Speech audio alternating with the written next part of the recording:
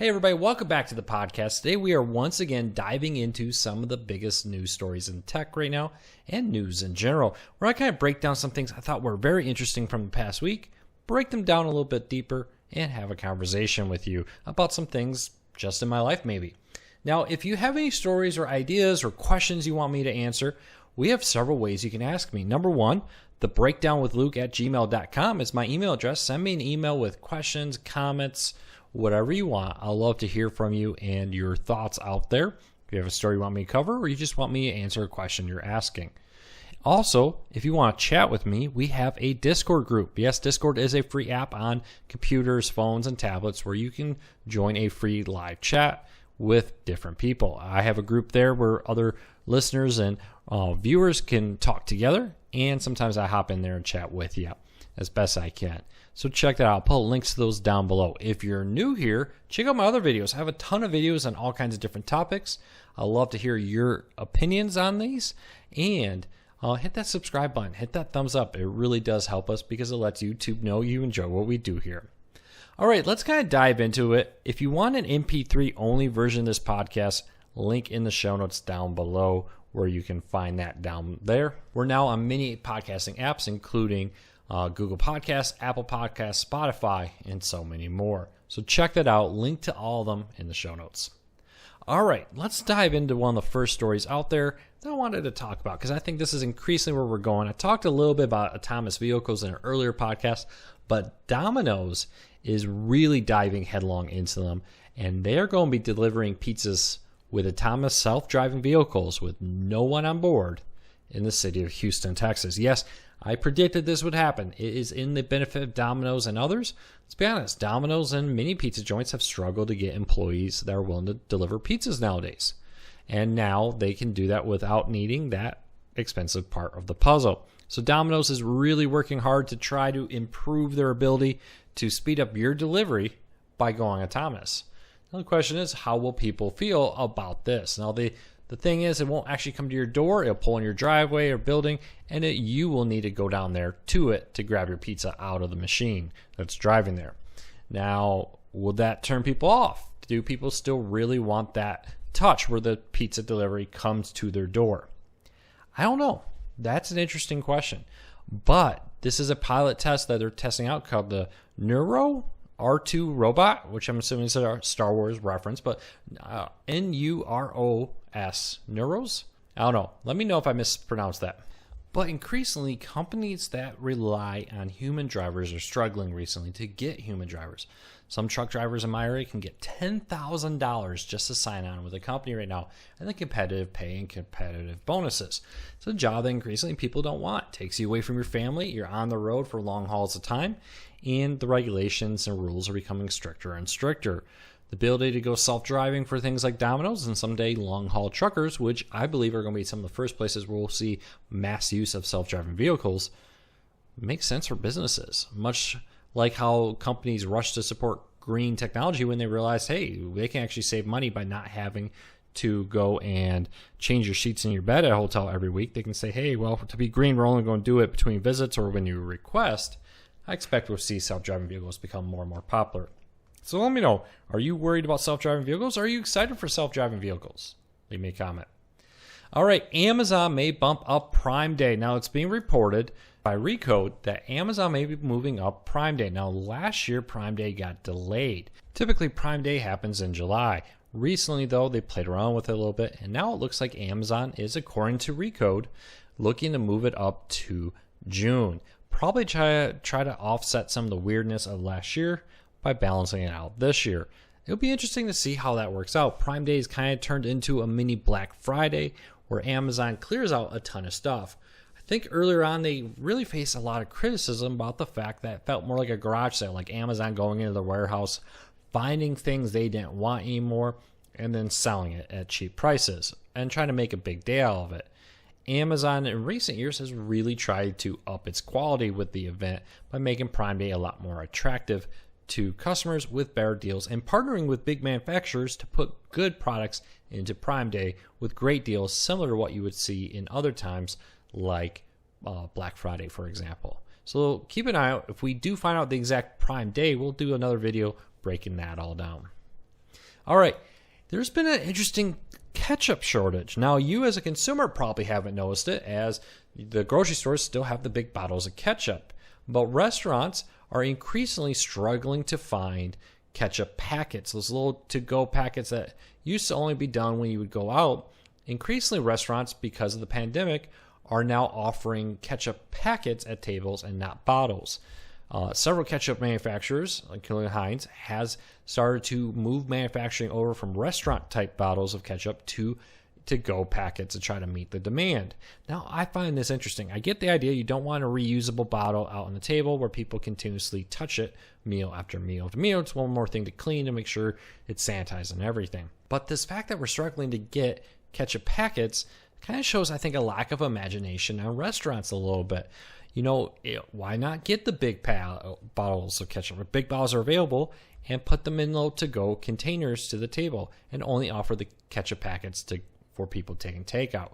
Now, takeout is up and the demand is there. I've seen a lot of restaurants now say you have to request them instead of just them giving you out ketchup packets. But I have noticed, though, many restaurants I go to, I ask for some ketchup, I get a big pile of ketchup packets at my table.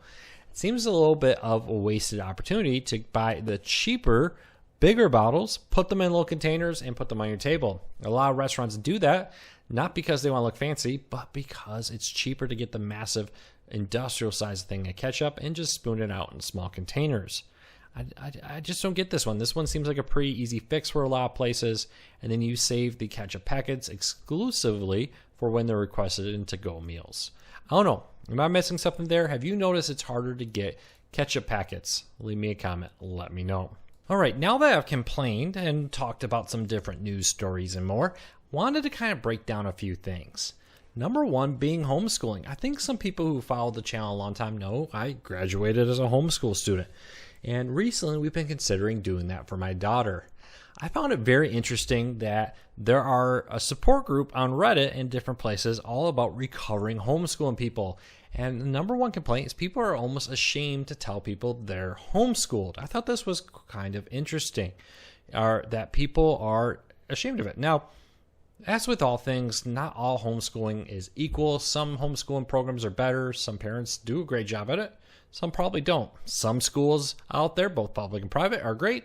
Some schools out there, both public and private, aren't the best. It's kind of one of those things, just because you're a public school student or a private school student or a homeschool student, I don't think either one means that you're better. I think everything has different meanings and different points in your life. I actually did my senior and junior year of high school as a homeschooler and graduated and seemed to have done pretty well. When I went to college, I made the dean's list a few times and did pretty well. Now, I did a program where a school mailed VHS tapes. I watched the VHS tapes, I can speak. And then I also reviewed textbooks, answered questions, took quizzes, and more. Nowadays, it's a lot more advanced. I was kind of shocked in the improvement of homeschooling. My daughter can watch videos. They're interactive. As the teacher teaches, they stop and she answers questions on the screen. They go on. The program will test her, credit her, record it all. And it give you a fully accredited education online through it. There's different ways. Parents can do some through an accredited online. There's whole school programs here where you can send a kid that's homeschooled to take, for instance, calculus in a classroom setting with a teacher out there and more. There's gym and PE and music classes they can attend if you'd rather not teach that. Now, we looked at for many reasons. One of the reasons for our daughter is she's very advanced, and we struggled with the fact that in some areas she's very advanced and felt like she was being held back. In other areas, she needs a little bit more help, to be honest with you. And we thought that for us, homeschooling would give her the ability to do that and give us the ability to give her experiences outside the schooling walls. Let's be honest, not all things that kids can learn happen within the confines of a school building. There's a lot out there in the world that kids can learn, and we hope to be able to give that to our daughter. But I was kind of shocked, to be honest with you, by the number of people who say, "Hey, I don't even want to put the fact that I was homeschooling on a resume." As somebody who went to college, who's hired people, and more, I can't say my homeschooling thing has ever even been an issue. And let's be honest, very few people ever even ask me, where did you go to high school? Never even comes up, to be honest with you. Have you ever had a job where that's an issue. Now, I know there's a few, I think it's Google's and Apple maybe, where they historically say, hey, no matter when it was, you have to submit your SAT, ACT, whatever you took, grades to them if you want to get a job. I never took an SAT or SAT or ACT test.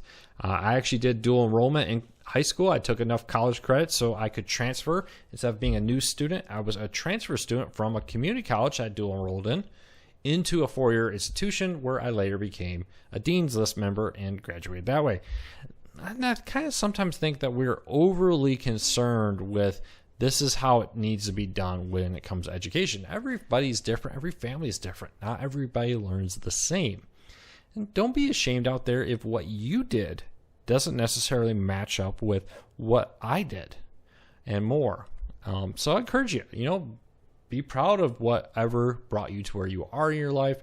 You are a unique person and you are a special person. And this idea that we all have to go the same way. You probably heard me talk a lot about college. That's rant about college. A lot of people just assume that you go to high school and the next thing is you automatically go to college. I encourage people not to. I actually didn't. I went to community college for during high school years and took it a little bit right after I graduated. But then I took a break. I went and got a job and then transferred in to become a grad or a transfer student into a four-year degree and finished that way later. For me, it was awesome. I didn't know what I wanted to do for college at that time. And I probably would have, if I had gone straight to college, wasted all my money, to be honest with you.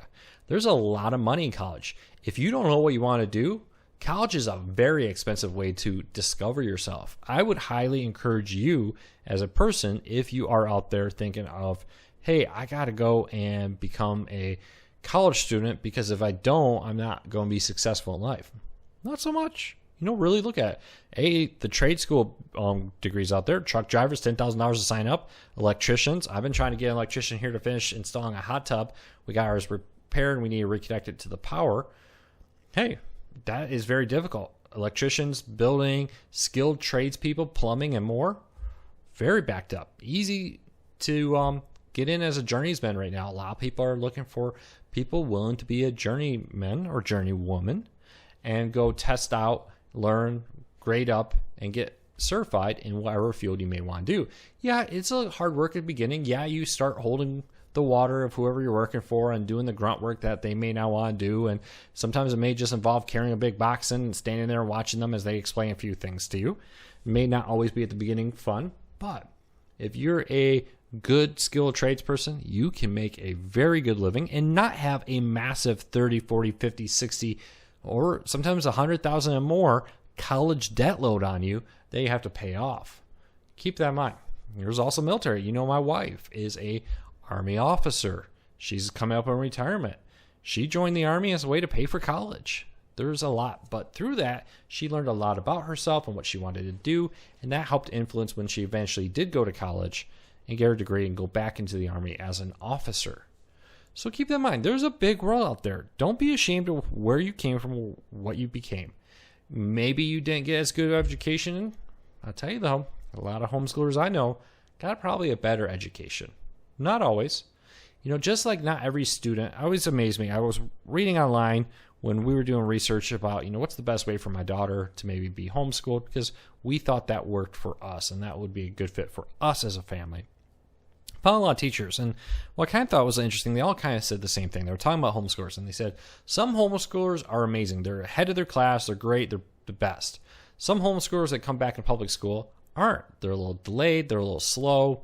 They may not be the best at the thing. I'm thinking here, if I walked into your classroom and I talked to your kids and I tested every single one of your kids, I bet I would find some kids that were above average and I would find some kids that were below average. Let's be honest. The average of whatever means that there's going to be people above it and people below it. I think sometimes we've just discovered this idea in our head as Americans that average means this is what it always should be. An average group of people should always be 100% like this. Well, no, it means that there's some people maybe more skilled at speech and some people more skilled at math. There's some people who are below average in speech and some people who are below average on math. And then you average it out. Now, okay, the mathematicians out there are saying, well, that's not really exactly how it works, but you know what I mean. So there's my rant for the day on homeschooling. I'd like you to know, did anybody here homeschool? Were you homeschooled like I was? I didn't think that held me back. I think, honestly, it helped me a little bit. Am I wrong? Leave me a comment. Let me know. I want to hear from you. So I also wanted to take a quick moment to rant. Hey, it's my podcast. I can talk a little bit about success online. A lot of people have been asking me recently, do I think that this current endeavor will ever grow as big as my old? Sure, it could happen. But I think a lot of people forget that this year would mark almost 8 years since I first launched that old site. It took many years. When I launched it, it was a after work and before work thing. I worked on it before work, I worked on it after work, and more. It was a long time before that became my main job. And it was scary. It was many years before I hired my first employee, before I moved out of my house and rented an office. I think some people get this idea that you launch a YouTube channel and you will be successful in the first 2 or 3 weeks of a YouTube channel, right? Either I'm going to have 1 million followers in a year or, I'm just going to shut it down. It doesn't really work that way. I was listening to the Report of the Week. If you ever listen to him, Review Brow, or Bra, however you say that. He does food reviews online and other things. And he wears suits and ties, and he does very well. He has several million subscribers now.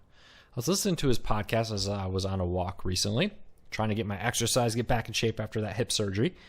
And he talked about how after 2 years, he only had a couple hundred subscribers. It took a few years just to get a couple hundred subscribers. Not even getting a few thousand subscribers. That's huge. A lot of people, the truth is, very rarely do people in the first year even hit 10,000 subscribers. I would actually say both this channel and my new gaming channel, Luke BK, where I'm producing videos about video games, they're way ahead of where my old YouTube channel was at this point. I think many people fail in this. Not because there's any great secret to it. Not because, oh, look, I got something that you don't have. Just because, sometimes they give up right before the big break happens. I think it was Bright Sun Films is a great channel out there. They do a lot of abandoned videos and documentaries and more. He talked about how he had made a video and he had intended and even wrote a script for it to shut down his channel and say, hey, everybody, thanks for your support. It's been fun, but I'm going to shut down this channel. Well, that video exploded. And then that video, he said, well, there's a huge following here. I'm going to continue to do it. If he had shut down his channel before he made that one video that was his big, massive breakthrough, we wouldn't have this channel with, I think, over 1 million subscribers now. So keep in mind, this is a grind. Sometimes people on YouTube will work 4 or 5 years to hit a few thousand subscribers. And then you accumulate this and you grow and you grow and you grow and grow. But it takes dedication. It takes the ability to kind of feel like a failure. There are times where it's like, hey, I put a lot of work in this video and only a few hundred people watched it. That can be depressing sometimes. And if you're willing to be dedicated at it, you can be successful. And I really think this is good for life, right? I would love to have 100,000, 200,000, 300,000 subscribers now. I'm doing something very different than what I did before. I knew that most people wouldn't follow me over because of that. I really enjoy this. I have fun at it, and I'm willing to work at it to grow it again. I honestly, I'm very shocked at how well it's doing. And we are seeing consistent growth in viewership, especially in the recent months, as I think we find some types of videos and things that work well here and that people seem to want to listen to. And it is interesting. Increasingly, I'm finding that some of the subscribers here are people who discovered me here and never known me from other channels or other sites I've owned. And so keep that in mind. No matter what you do in life, it will often feel that you're spinning your wheels in life. And if you give up when it feels like you're not moving forward, that there's a very real chance that you will walk away just before, like Bright Sun Films, before that massive growth. But the reality is, for most YouTubers, for most business owners, for most people in life, there's no big aha moment. There's no like, wow, look at this massive growth moment. What there is just, I'm a little bit bigger than I was yesterday. I'm a little bit bigger today than yesterday, and again, and again, and again, and again. And year after year, before I know it, it actually grows into something. And I actually develop a big following. Does that take work? It takes dedication, hard work. It's that old thing, No amount of skill or information will help you become successful other than really just getting out there and doing it every day and repeatedly being dedicated to what you do. So I hope that this helps. Do you enjoy this kind of content? Do you enjoy this long-term podcast? I enjoy chatting with you. I'd love to hear from you. Send me an email, leave me a comment, let me know topics you want me to talk about. Do you have a question about different life things you want me to answer? I'm no professional, but I'll give it a try. Send me an email, thebreakdownwithluke@gmail.com. Links in the show notes down below to our Discord group and where to find this podcast in MP3 format. I really appreciate your support. We'll be back with another podcast next week. But let me know. I think as we can get more and more questions in, I think I'll start making these longer and longer. But as I finish this up on a Friday night for the Saturday release, let me know. I'm still playing around with which day of the week to release this on. We'll give you some more information as I come up with it. Thanks for your support. Hit that subscribe button if you're new here. Hit that thumbs up. I really do appreciate it.